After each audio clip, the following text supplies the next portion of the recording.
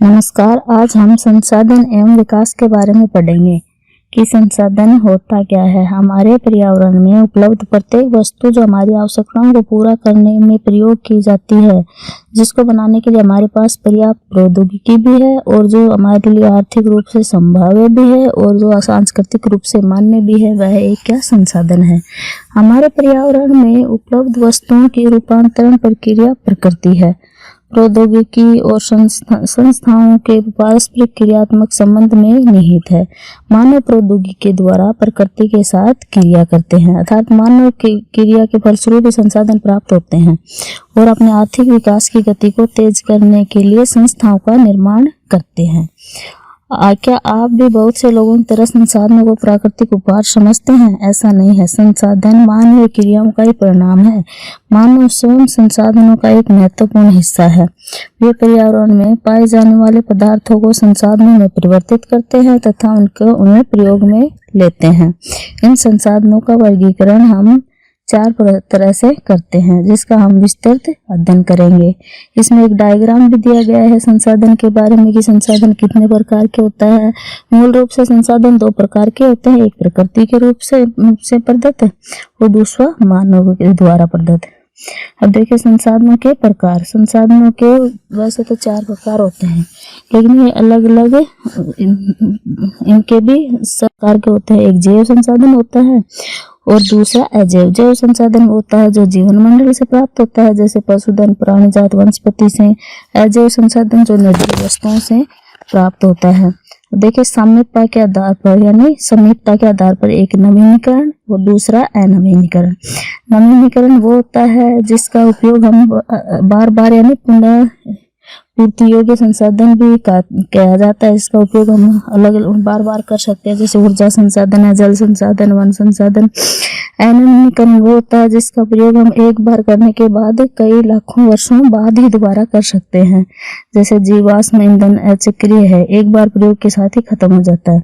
अब देखिए स्वामित्व के आधार पर ये 3 प्रकार के होते हैं। एक तो व्यक्तिगत संसाधन, जो व्यक्ति के खुद की संपत्ति के से ही वह संसाधन उपलब्ध करवाता है और जो दूसरों के लिए संसाधन उपलब्ध करवाता है और खुद की आर्थिक पूर्ति भी करता है। जैसे बहुत से किसानों के पास सरकार द्वारा आवंटित भूमि होती है, जिसके बदले में वह सरकार को लगान चुकाते हैं। गांव में बहुत से लोग भूमि के स्वामी भी होते हैं और बहुत से लोग भूमिहीन भी होते हैं। सरकार में लोग भूखंड, घरों एवं जायदाद के मालिक होते हैं। शहरों में बाग, चारागाह, तालाब और कुओं का जल संसाधनों के निजी स्वामित्व के उदाहरण हैं। अपने परिवार के संसाधनों की सूची भी आप तैयार कर सकते हैं, जिससे आपको अंदाजा लगाया जा सकता है। अब देखिए सामुदायिक स्वामित्व के आधार पर। सामुदायिक होता है सबके लिए, जैसे सामलात भूमि होती है। सामलात भूमि बोलते हैं जो चारण भूमि, पशुचारण के लिए, शमशान भूमि, तालाब इत्यादि, खेल के मैदान बनाने वाले सभी के लिए क्या उपलब्ध होते हैं। अब देखिए राष्ट्रीय अधिकार है कि वे व्यक्तिगत संसाधनों को भी आम जनता के हित में अधिकृत कर सकते हैं। आपने देखा होगा कि जैसे सड़कें, नहरें और रेल लाइन व्यक्तिगत स्वामित्व वालों खेतों में बनी हुई होती हैं। शहरी विकास प्राधिकरण को सरकार ने भूमि अधिग्रहण का अधिकार दिया हुआ है। सारे खनिज पदार्थ, जल संसाधन, वन्य जीव, राजनीतिक सीमाओं के अंदर सारी भूमि और 12 समुद्री मील तक महासागरीय क्षेत्र है जिसमें पाए जाने वाले संसाधन राष्ट्र की संपदा है। अब देखिए अंतर्राष्ट्रीय संसाधन। कुछ अंतर्राष्ट्रीय संसाधनों को नियंत्रित करते हैं संस्थाएं। तटरेखा से 200 मील की दूरी पर खुले महासागरीय संसाधनों पर भी किसी देश का अधिकार नहीं है। इन संसाधनों को अंतर्राष्ट्रीय संस्थाओं की सहमति के बिना उपयोग में नहीं किया जा सकता। जैसे अब देखिए विकास के स्तर के आधार पर, जैसे संभावित संसाधन, वे संसाधन जो किसी प्रदेश में विद्यमान होते हैं परंतु इनका उपयोग नहीं किया जा सकता।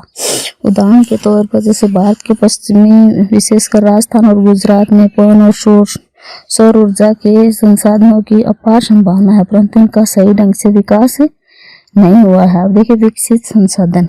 वे संसाधन जिनका सर्वेक्षण किया जा चुका है और उनके उपयोग की गुणवत्ता और मात्रा निर्धारित की जा चुकी है, विकसित संसाधन कहलाते हैं। संसाधनों का विकास प्रौद्योगिकी और उनकी संभाव्यता के स्तर पर निर्भर करता है। जैसे भंडार क्या होता है, जो हमारे पास पर्याप्त भंडार उपलब्ध तो है, लेकिन जिनका उपयोग तकनीकी के अभाव में या प्रौद्योगिकी के अभाव में हम उसका प्रयोग नहीं कर सकते। उदाहरण के लिए जैसे प्रयोग करने के लिए हमारे पास तकनीकी ज्ञान नहीं है। अब देखिए संचित कोष क्या होता है, ये संसाधनों भंडार का हिस्सा है जिन्हें उपलब्ध तकनीकी ज्ञान की सहायता से प्रयोग में लाया जा सकता है, परंतु इनका उपयोग अभी आरंभ नहीं हुआ। इनका उपयोग भविष्य में आवश्यकताओं की पूर्ति के लिए किया जा सकता है। नदियों के जल को विद्युत पैदा करने में प्रयुक्त किया जा सकता है, परंतु वर्तमान समय में इसका उपयोग सीमित पैमाने पर हो रहा है। इस प्रकार बांधों में जल और वन आदि संचित कोष हैं जिनका उपयोग भविष्य में किया जा सकता है। चलो।